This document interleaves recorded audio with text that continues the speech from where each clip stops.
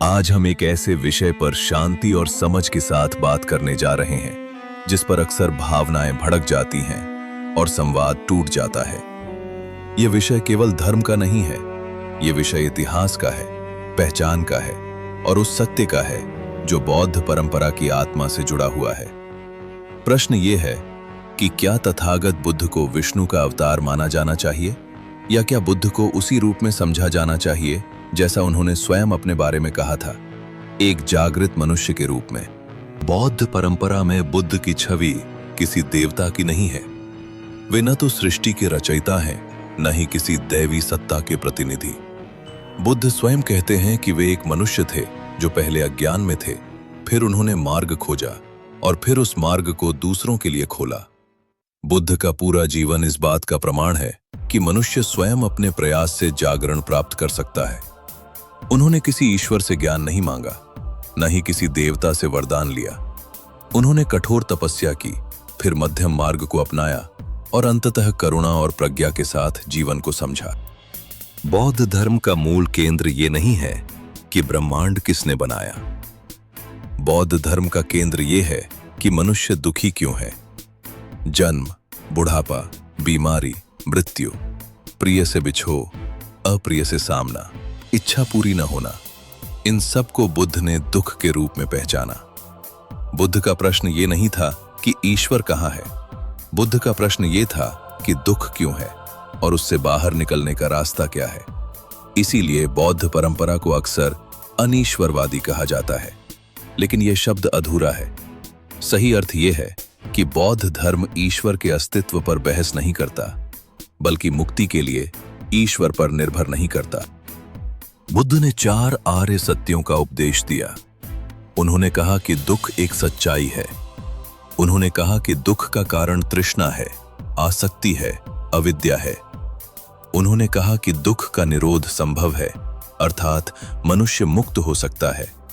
और उन्होंने कहा कि इस मुक्ति का एक मार्ग है जिसे आर्य अष्टांगिक मार्ग कहा जाता है। इस मार्ग में नैतिक आचरण, मानसिक अनुशासन और प्रज्ञा का विकास होता है। यह मार्ग किसी देवता की कृपा से नहीं चलता, यह मार्ग अभ्यास से चलता है। बौद्ध धर्म में शरण लेना एक बहुत गहरा अर्थ रखता है। बुद्ध की शरण का अर्थ है जागृति के आदर्श की शरण लेना। धम्म की शरण का अर्थ है उस सत्य की शरण लेना जो अनुभव से जाना जा सकता है। संघ की शरण का अर्थ है उस समुदाय की शरण लेना जो इस मार्ग पर चल रहा है। इसमें कहीं भी किसी अवतार या ईश्वर की शरण का विचार नहीं है। यह बात इसलिए महत्वपूर्ण है क्योंकि बौद्ध पहचान का मूल यही है कि मुक्ति बाहर से नहीं आती, भीतर से आती है। अब हमें यह समझना होगा कि बुद्ध को विष्णु का अवतार मानने की धारणा बौद्ध परंपरा से नहीं निकली। यह धारणा बाद के काल में विकसित हुई। बौद्ध ग्रंथों में बुद्ध को विष्णु का अवतार नहीं कहा गया है। त्रिपिटक, दीघ निकाय, मध्यम निकाय, संयुक्त निकाय और अंगुत्तर निकाय में बुद्ध को एक मनुष्य, एक तथागत, एक शिक्षक के रूप में प्रस्तुत किया गया है।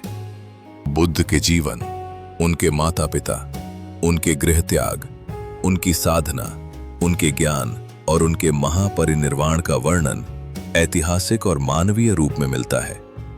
कहीं भी यह नहीं कहा गया कि वे किसी देवता के अवतार थे। बौद्ध परंपरा में बुद्ध स्वयं कहते हैं कि वे किसी देवता से ऊंचे या नीचे नहीं हैं, बल्कि वे देवताओं और मनुष्यों दोनों के लिए शिक्षक हैं। देवता भी जन्म मरण के चक्र में बंधे हैं, वे भी कर्म के नियम से मुक्त नहीं हैं। इसलिए बौद्ध दृष्टिकोण से देवता भी मुक्ति के लिए बुद्ध के शिष्य हो सकते हैं। यह बात स्पष्ट रूप से दिखाती है कि बुद्ध को किसी देवता का अवतार मानना बौद्ध दर्शन के विपरीत है। इतिहास में जब बौद्ध धर्म भारत में फैला तो उसने समाज के कई हिस्सों को प्रभावित किया।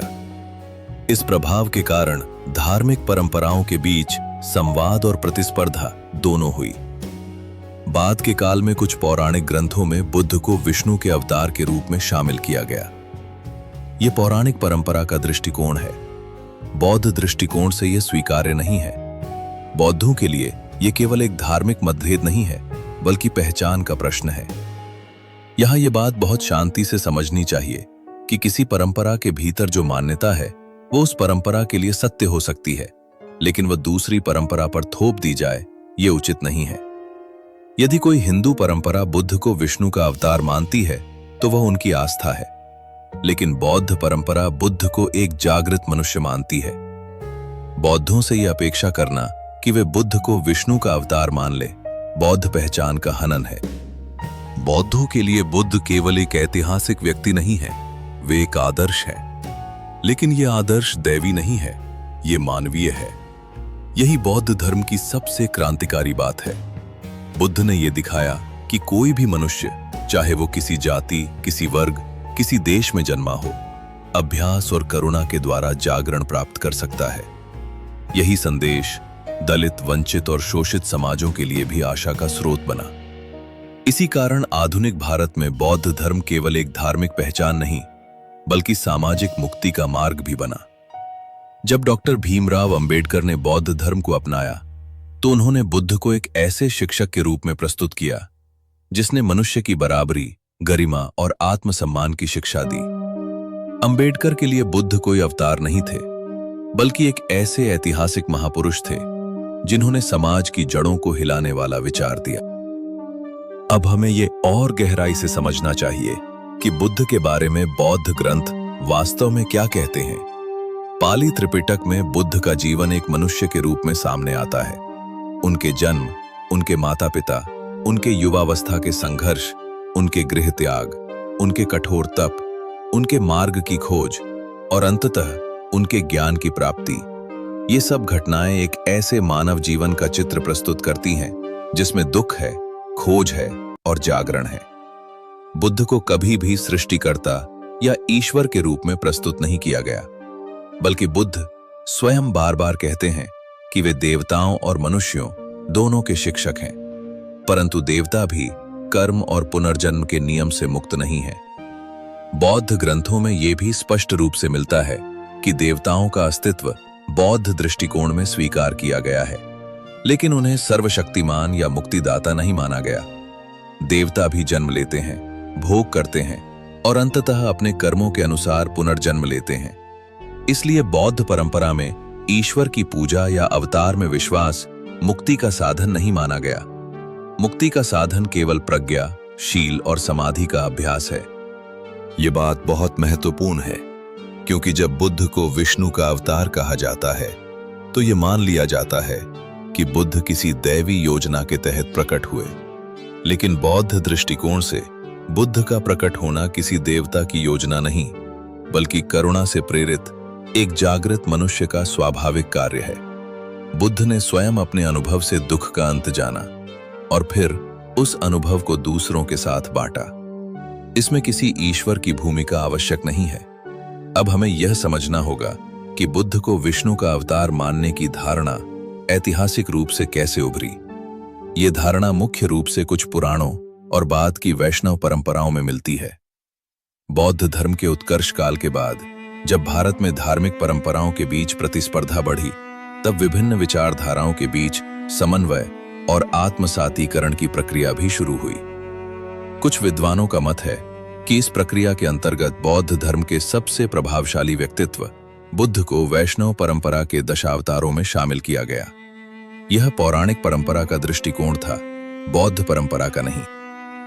यहां यह समझना जरूरी है कि पौराणिक साहित्य ऐतिहासिक ग्रंथ नहीं होते।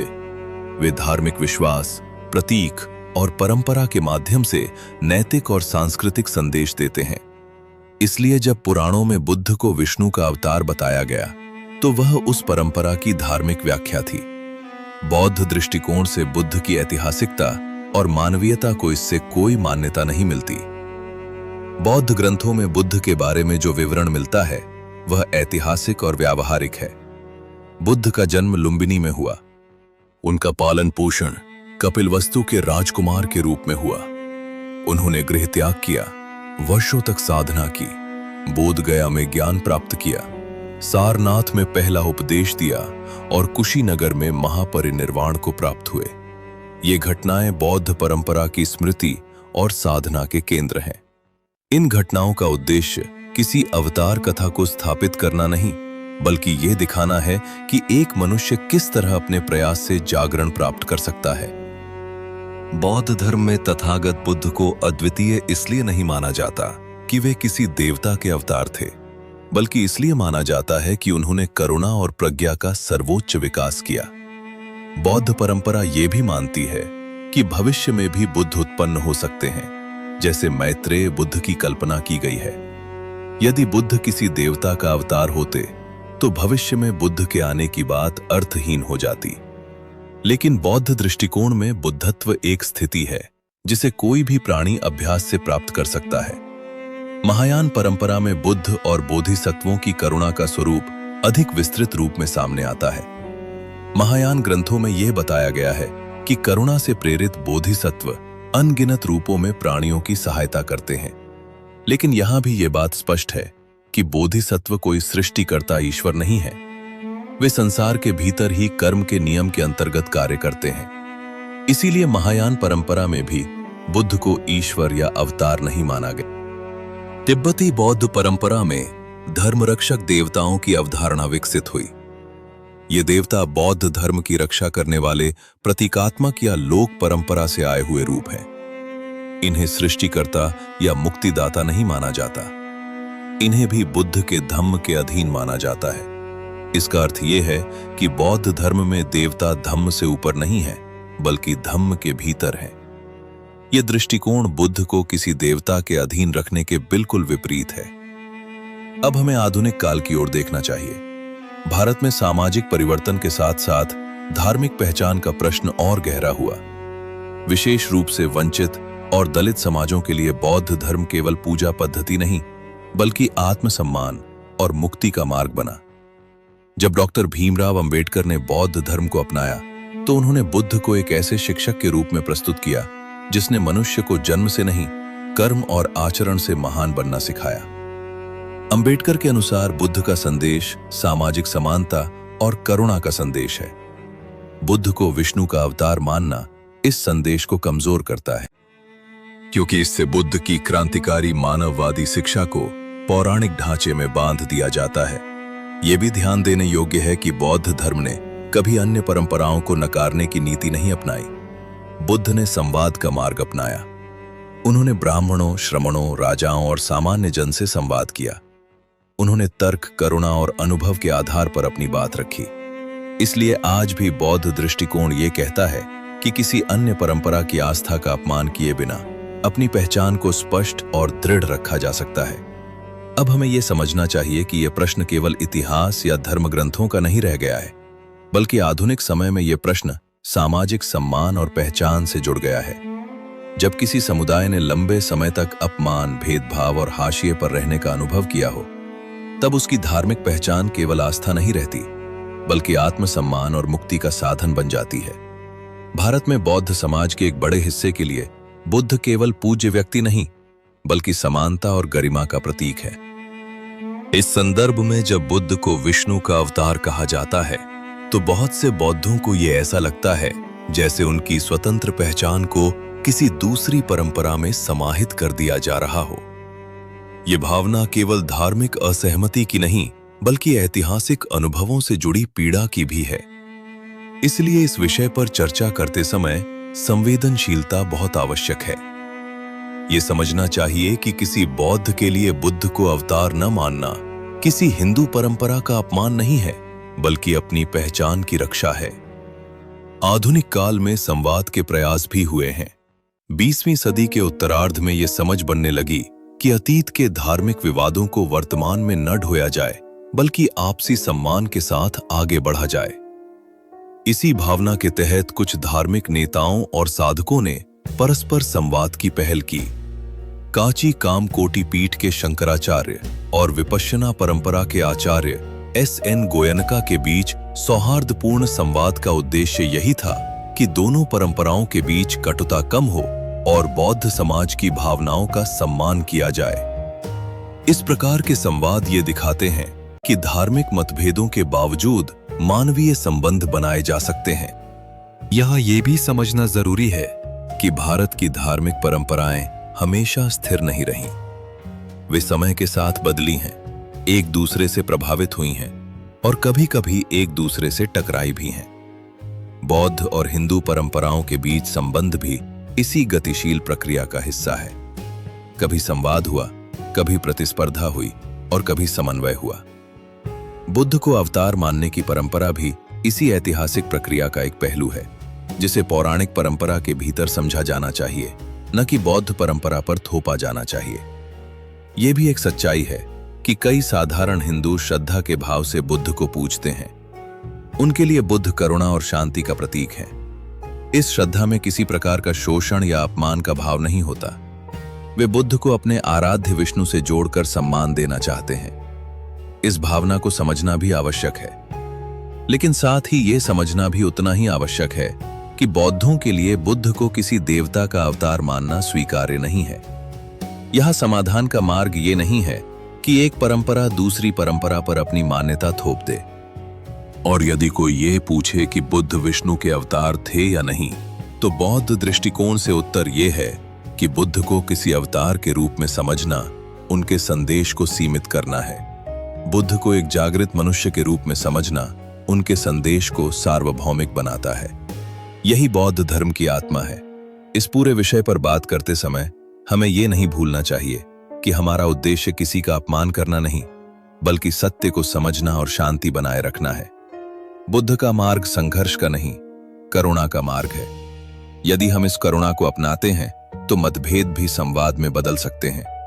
इसी भावना के साथ इस विषय को यहीं विराम देते हैं, सब प्राणियों के कल्याण की कामना के साथ।